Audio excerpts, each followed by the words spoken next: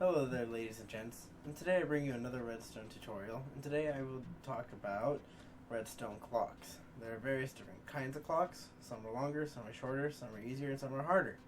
But I'll take you through some of the ones that I know, and, well, let's get down to it.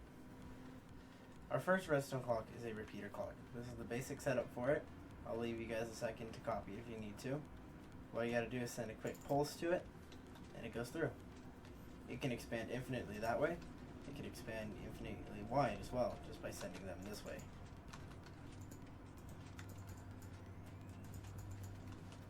Like that. You can just add in your dust.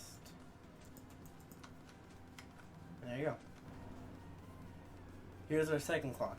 This is a repeater clock that's toggleable. I can't word. English is hard. So you can toggle it using the torch. And then you turn it off. On. And off. Simple. You guys can copy it if you need to. Our second one is a compact repeater torch clock. It's set up like that. Our next clock is a pulse clock.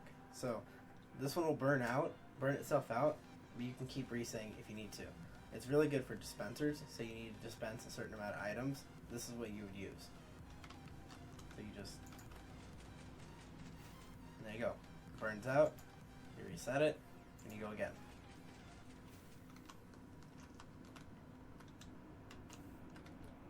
I'll give you a second to copy it if you need to. The next one's a hopper clock. This is a one item hopper clock. So you can only put one item in the hopper, and it just goes back and forward.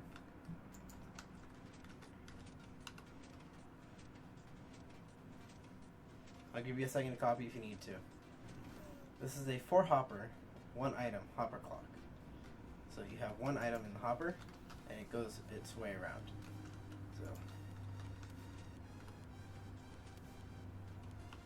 each hopper goes into each other. I'm going to build this one so you guys can see how to do it. Alright, so you place your toggleable source, you place your hopper, and you feed into it. So you go 1, 2, that hopper goes in this one goes in that one, this one goes into that one, you break this one, that one goes into that one, you send out your comparator, then you do your repeater, and then you do your piston, and then you chuck in one item. And there you go. This is my favorite hopper clock. I use this a lot, especially when I'm doing cane farms, like sugar cane farms. This is what I use. This can be set to long amounts of time, just by how many items are in here. And it sends a 1 pulse signal when you place a torch on the side. Otherwise, it does a full signal when it's in front of the redstone block.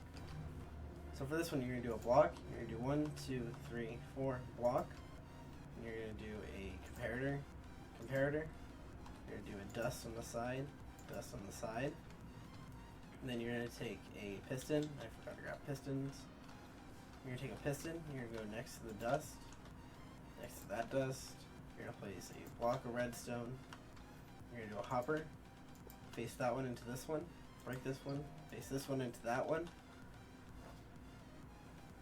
And then you're going to place how many items you need. So let's go with a 2 stacks of blocks. Nope. Well, there you go. And there's your clock. You can toggle it by feeding a signal into it. And you can also do the 1 tick by putting a torch on the side. So you do a 1 tick pulse with the torch. Or you can do a full hold of a pulse with that. And there you go.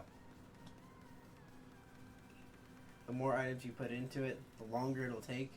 The less items you put into it, the shorter it will take. The next one is a despawn clock. Okay?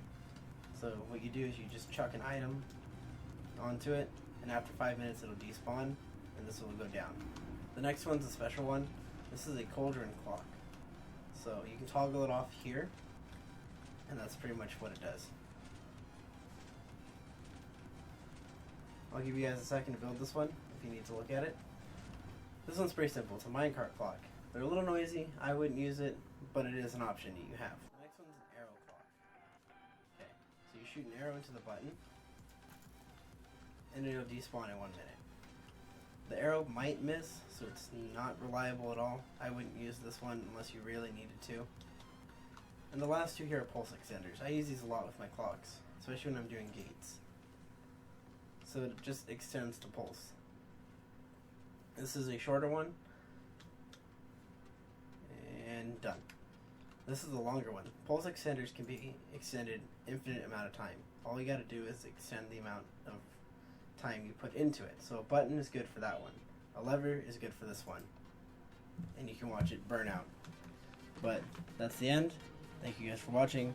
Do what you guys do best. I'll see you later.